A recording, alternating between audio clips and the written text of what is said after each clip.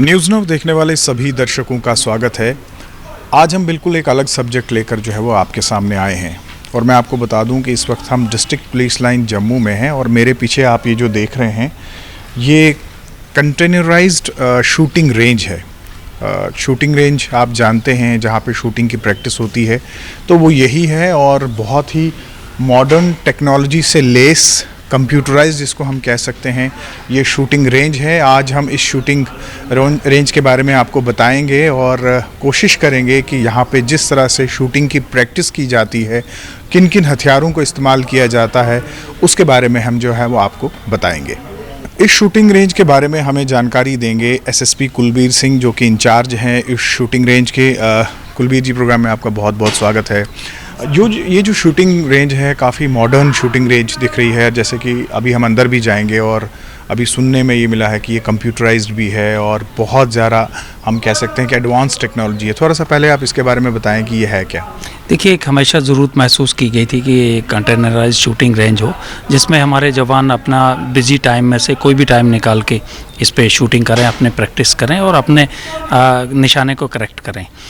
ये पहली बार जम्मू और श्रीनगर में एक सिस्टम लगा हुआ है और इस सिस्टम के कारण जवान कभी भी सुबह शाम या शाम को 11 बजे भी किसी के पास टाइम है तो हम यहाँ पे शूटिंग इसका कर सकते हैं। 2 जवान एट ए टाइम इसमें शूटिंग कर सकते हैं और इसका रेंज 10 मीटर्स टू 300 मीटर्स तक का हम कर सकते हैं और इसमें करेक्शन के लिए कंप्यूटराइज्ड है।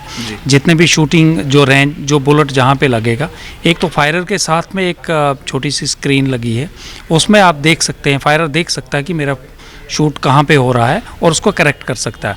उसके अलावा एक जो यह साथ में लगा हुआ है, इसमें कंप्यूटर सिस्टम लगे हुए हैं। इन सिस्टम में सब कुछ दिखाई देता है और इसमें फायरर को यहीं से डायरेक्शन भी दी जा सकती है कि आपका रेंज, आपका फायर यहाँ पे लग रहा है और आपको इतनी करेक्शन की ज़रूरत है।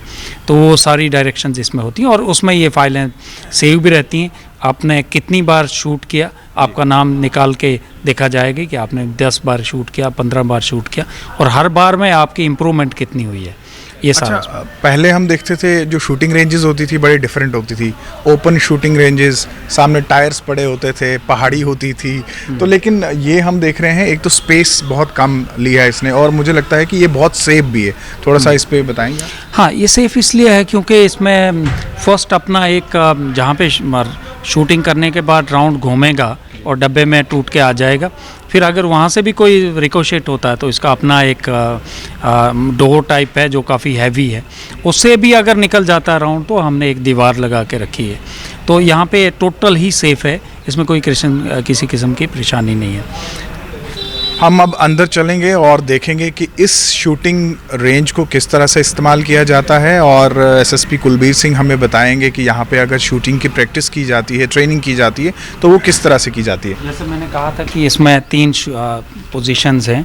फायरिंग के 3 पोजीशन है, एक स्टैंडिंग पोजीशन है, एक यहाँ इसके खींच के आप नीलिंग पोजीशन इसको खींच के कर सकते हैं और फाइनली इसको खींच के आप लेइंग पोजीशन। तो तीनों पोजीशन से आप इसमें फायर कर सकते हैं। और ये आपका स्क्रीन है, जो छोटी स्क्रीन जिसका मैंने जिक्र किया, इसमें फायरर अपना निशाना देखेगा कि उसको कहाँ पे हिट हो रहा है और कितनी करेक्शन, किस एंगल में करेक्शन करने की ज़रूरत है, वो सामने दिखेगा।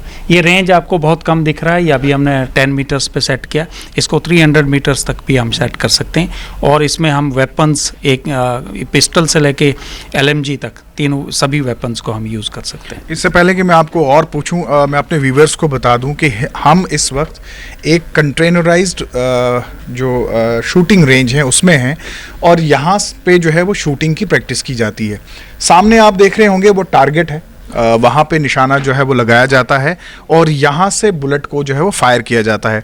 जहाँ तक सेफ्टी हम देखें तो मैं सामने देख रहा हूँ यहाँ पे CCTV जो है वो भी लगा हुआ है, एक स्पीकर भी लगा हुआ है। जाहिर सी बात है जब कंटेनर को बंद किया जाता है तो कमांड जो है वो पीछे कंट्रोल रूम बनाया गया है, वहाँ से दी जाती होगी। यहाँ पे एक हेडफोन भी है, बहुत सारी आवाज़ होती है जब बुलेट्स फायर की जाती हैं, तो यकीनन ये आपकी जो कान है उनकी सेफ्टी के लिए। यहाँ पे एक सन ग्लासेस में देख रहा हूँ जो शील्ड की तरह होगी आंखों की प्रोटेक्शन के लिए। एक माइक भी है, यानी यहाँ से अगर आप कोई चीज़ बाहर कहना चाहते हो वो भी है। और जिस कंप्यूटराइज स्क्रीन की हम बात कर रहे थे वो ये है जहाँ पे आपका जो टारगेट है यहाँ से आप दूर है, लेकिन इस पे जो है वो काफ़ी करीबी से आप देख सकते हो कहाँ पे निशाना लगा।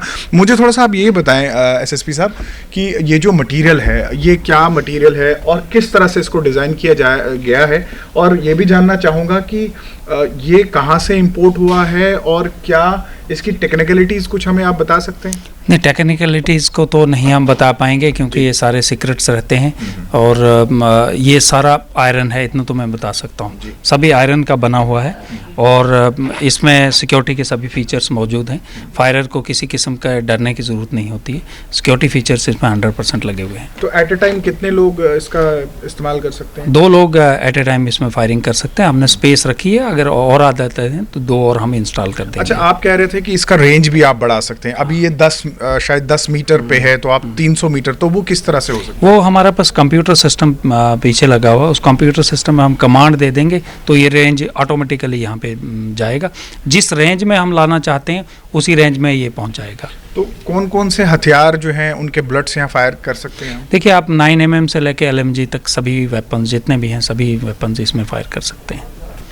तो ये जो फर्स्ट पार्ट है हमारा इस कंटेनर का जहाँ से बुलेट्स जो है वो फायर किए जाते हैं, अब ये टारगेट जो है वो सामने हम कोशिश करेंगे, हम वहाँ भी जाएंगे और वहाँ देखेंगे कि जब बुलेट्स फायर होती है तो वहाँ पे क्या कुछ होता है। हम एसएसपी साहब से कहेंगे थोड़ा सा वो भी हमें दिखाएंगे। कंटेनर का दूसरा हिस्सा जहाँ पे बुलेट्स का जो टारगेट फिक्स किया गया है वहाँ पे हम पहुँचे हैं और यहाँ पे देखते हैं कि बुलेट्स को जब फायर किया जाता है तो क्या कुछ होता है। यहाँ पे एसएसपी साहब हमारे साथ हैं। सर, थोड़ा सा अगर एक्सप्लेन हमें आप करें। देखिए, बुलेट्स जब आते हैं तो ये नैरो ट्यूब से गुजर के इसमें ड्रम में घूमता है और उसके बाद टूटने के बाद ये बकेट जो दिख रहा है इस बकेट में जमा हो जाता है।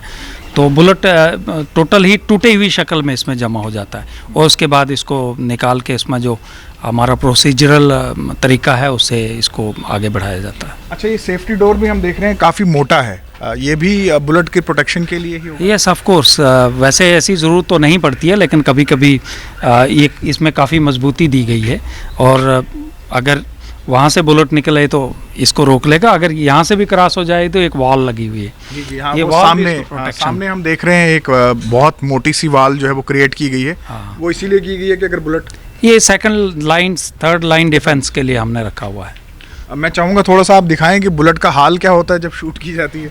ये बुलेट्स टूट के आप देखेंगे ये टूट के छोटे छोटे हो जाते हैं, ये इस टाइप से तो ये आप देखें, ये जिस वेलोसिटी से बुलेट ट्रैवल करती है और उसके बाद ये जो एक किस्म का बीपी अपरेटस यहाँ पे है उसको जब हिट करता है उसके बाद बुलेट का क्या हाल होता है वो आप देख सकते हैं। ये मटेरियल है, ये बुलेट्स हैं सारी। मैं आपको बताऊं कि ट्रेनिंग के दौरान यहाँ पे जो शूटिंग होती है और शूटिंग के बाद बुलेट्स का क्या हाल होता है ये आप मेरे हाथ में जो है वो दे सकते हैं। तो एसएसपी साहब ये बताएं कि कितना फ़ायदा होता है एक ऑफिसर को, जवान को, जब ऐसी शूटिंग रेंज जो है वो अवेलेबल हो हमारे पास? नहीं, इसमें फ़ायदा ही फ़ायदा है। एक तो टाइम का बचत रहती है कि हम किसी वक्त उसमें अपना शूटिंग अपने बिज़ी टाइम में भी, सीनियर ऑफिसर्स भी अपना बिज़ी शेड्यूल में से समय निकाल के रात को या दिन को जब भी टाइम मिले तो वो कर सकते हैं। दूसरा ये है कि अदरवाइज़ तो हमें कहीं पहाड़ी पे जाना पड़ेगा, वहाँ बड़े चीज़ों का एहतियात करना पड़ेगा। यहाँ वैसा कुछ नहीं है, आप किसी भी टाइम पे आके हमारे सीनियर ऑफिसर्स और जवान इसको यूटिलाइज़ कर सकते हैं। इसलिए हमारे पास ये हर वक्त अवेलेबल है, जब चाहें तब हो सकता है। एसएसपी साहब, आपने हमें वक्त दिया, आपका बहुत बहुत शुक्रिया। Thank you. Jammu Kashmir police her modernise weapon का इस्तेमाल करते हैं और इसी तरह मॉडर्नाइजेशन के तहत इस शूटिंग रेंज की जो है वो शुरुआत भी की गई। आपने ख़ुद देखा कि ये शूटिंग रेंज जो है वो कितनी ज़्यादा मॉडर्न है, जिसमें आप छोटी सी जगह पे जो है वो रेंज भी बढ़ा सकते हैं। जैसे कि हमने आपको दिखाया कि 10 मीटर अभी इसकी रेंज है, लेकिन इसकी जो रेंज है वो 300 मीटर तक हो सकती है। और उसके अलावा सेफ्टी का यहाँ पे जो है वो पूरी तरह से ख्याल रखा गया है। अभी अभी भी बहुत सारी जगहों पर ये प्रैक्टिस है कि हम शूटिंग वगैरह की ट्रेनिंग जो है वो बाहर आउटडोर करते हैं, लेकिन जब मॉडर्नाइजेशन की हम बात करें और हम काउंटर इंसर्जेंसी की बात करें तो मॉडर्न चीज़ों में ये सब टेक्नोलॉजी का इंट्रोडक्शन जो है वो हर चीज़ में हुआ है, और इसी तरह से ये इंट्रोडक्शन जो है वो शूटिंग प्रैक्टिस में भी हुआ है।